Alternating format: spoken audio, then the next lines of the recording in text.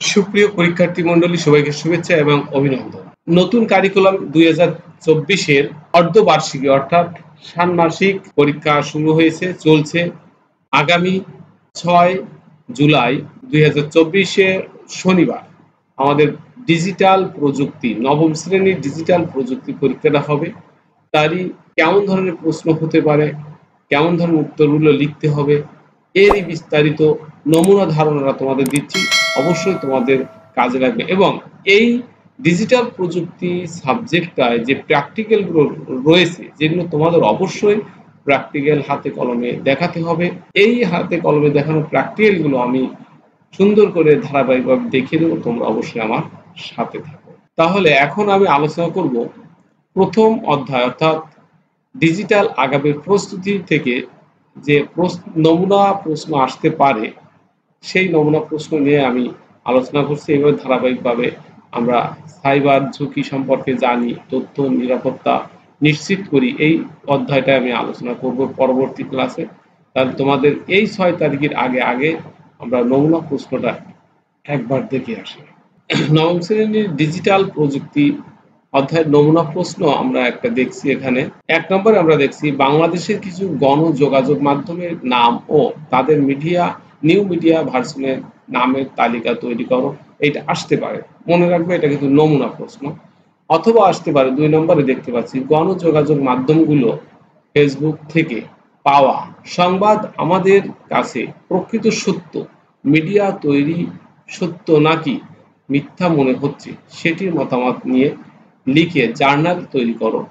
এবং 3 নম্বরে আমরা একটি প্রশ্ন দেখছি গণযোগাযোগ মাধ্যমগুলো অর্থাৎ সংবাদপত্র, অনলাইন নিউজ পোর্টাল থেকে পাওয়া সংবাদ আমাদের কাছে প্রকৃত সত্য, মিডিয়া তৈরি সত্য নাকি মিথ্যা মনে হচ্ছে, সেটির মতামত লিখে জার্নাল তৈরি করো। তাহলে এই 3টি প্রশ্ন কিন্তু আমাদের খুবই গুরুত্বপূর্ণ, আমাদের আসতে পারে। এই 3টি প্রশ্নের উত্তরটা আমি কিভাবে সাজিয়েছি তোমরা একটু লক্ষ্য রাখো, যা তোমাদের কাজে আসবে। 1 নম্বর প্রশ্নে আমরা দেখছি বাংলাদেশের কিছু গণযোগাযোগ মাধ্যমের নাম ও তাদের নিউ মিডিয়া ভার্সনের নামের তালিকা তৈরি করো। এই প্রশ্নের নমুনা উত্তর হচ্ছে এরকম। আমরা দেখতে পাচ্ছি গণযোগাযোগ মাধ্যম এবং নিউ মিডিয়া ভার্সন। টেলিভিশনে গণযোগাযোগ মাধ্যমে দেখছি আমরা এটিএন বাংলা, যার নিউ মিডিয়া ভার্সন হচ্ছে ATN Bangla Facebook page, YouTube channel, website. RTV, যার নিউ মিডিয়া ভার্সন হচ্ছে আরটিভি এর Facebook page, YouTube channel, website. Channel I এ আমরা দেখতে পাচ্ছি চ্যানেল আই এর Facebook page, YouTube channel, website. এনটিভিতে আমরা দেখতে পাচ্ছি এনটিভি এর Facebook page, YouTube channel, website. এবং আমরা রেডিও গণযোগাযোগ মাধ্যমে রেডিওতে আমরা দেখতে পাচ্ছি বিবিসি বাংলাদেশ শাখা, যা বিবিসি বাংলাদেশ শাখা এর website, YouTube channel. BTRC radio online, radio today 89.6 অর্থাৎ নিউ মিডিয়া ভার্সন দেখছি রেডিও টুডের ওয়েবসাইট থেকে লাইভ। হ্যাঁ, এবিসি রেডিও 89.2, যার নিউ মিডিয়া ভার্সন আমরা দেখতে পাচ্ছি এবিসি রেডিও এর ওয়েবসাইট থেকে লাইভ। সংবাদ গণযোগাযোগ মাধ্যমের সংবাদপত্রে আমরা দেখতে পাচ্ছি দৈনিক কালের কণ্ঠ, যার নিউ মিডিয়া ভার্সন হচ্ছে কালের কণ্ঠ অনলাইন। দৈনিক ইত্তেফাক, যার নিউ মিডিয়া ভার্সন হচ্ছে ইত্তেফাক অনলাইন। দৈনিক প্রথম আলো, যার নিউ মিডিয়া ভার্সন হচ্ছে প্রথম আলো অনলাইন।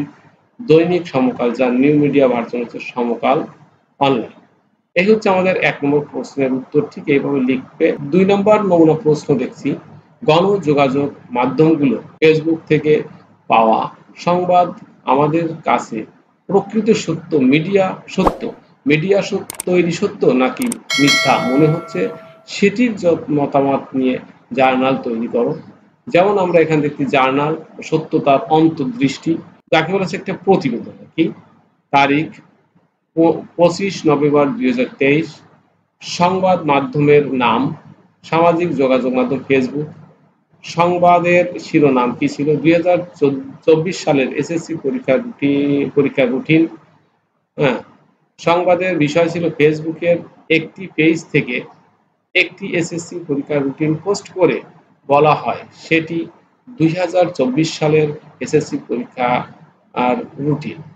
আমার মতামত, মাধ্যমিক ও উচ্চ মাধ্যমিক শিক্ষা বোর্ড ঢাকা এর ওয়েবসাইটে গিয়ে সেখানে এসএসসি পরীক্ষার কোনো রুটিন পাওয়া যায়নি এবং ওয়েবসাইটে একটি জরুরি বিজ্ঞপ্তি পাওয়া যায় সেখানে, যেখানে ফেসবুকে প্রকাশকৃত রুটিনটি তাদের প্রকাশকৃত নয় বলা হয়েছে। ৩ নম্বর প্রশ্নে আমরা দেখছি গণযোগাযোগ মাধ্যমগুলো, সংবাদপত্র, অনলাইন নিউজ পোর্টাল থেকে পাওয়া সংবাদ আমাদের কাছে প্রকৃত সত্য। মিডিয়া তৈরি সত্য নাকি মিথ্যা মনে হচ্ছে সেটি মতামত লিখে জার্নাল তৈরি করব। যেমন আমরা এখানে দেখছি জার্নাল সত্যতার দৃষ্টি অন্তর্দৃষ্টি, তারিখ 24 নভেম্বর 2023 খ্রিস্টাব্দ। সংবাদ মাধ্যমের নাম Bangla news 24।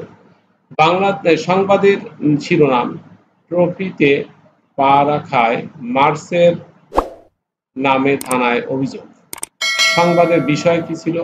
ICC world cup 2023-এর ফাইনালে ভারতকে হারিয়ে ষষ্ঠবারের মতো Australia cricket world cup champion হওয়ার পর ট্রফিতে পা রেখে উদযাপনের ছবি ভাইরাল হয়। ছবিটি ভাইরাল হলে বাংলা নিউজ 24.com একটি প্রতিবেদন প্রকাশ করে, যেখানে লেখা হয় ট্রফিতে পা রাখায় মিচেল মার্শের বিরুদ্ধে থানায় অভিযোগ করেন এক ভারতীয় সমর্থক। আমার মতামত হচ্ছে, সংবাদটিতে অভিযোগের কথা বলা হলেও এটি উল্লেখ করা হয়নি যে পুলিশ অভিযোগটিকে মামলা হিসেবে গ্রহণ করেননি, অর্থাৎ এটি মিডিয়ার তৈরি সত্য। এই ছিল মোটামুটি আমাদের এই 3টি নমুনা প্রশ্নের উত্তর। তোমরা অবশ্যই বুঝতে পারছো।